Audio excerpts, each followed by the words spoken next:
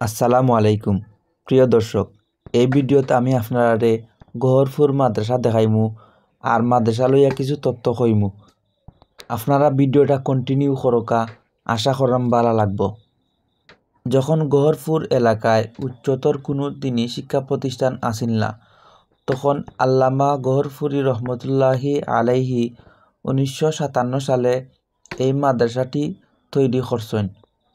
এই মাদ্রাসার একটা বৈশিষ্ট্য হইল সাধারণত প্রতিষ্ঠানগুলা ক্লাস 1 থেকে আরম্ভ হয়, তবে এই মাদ্রাসাটি ব্যতিক্রমী। এই মাদ্রাসা দাওরায়ে হাদিস অর্থাৎ মাস্টার্স সমমান ক্লাস থেকে শুরু হয়েছে।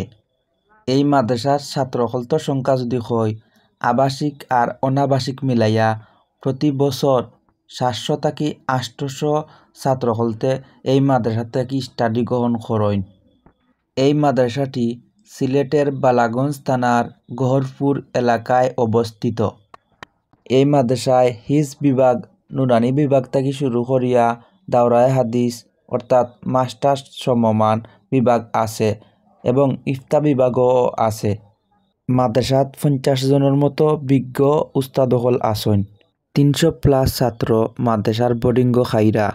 এসব খরচ দেশ ও বিদেশের দিনী ভাই বোন হলতে বহন কররা।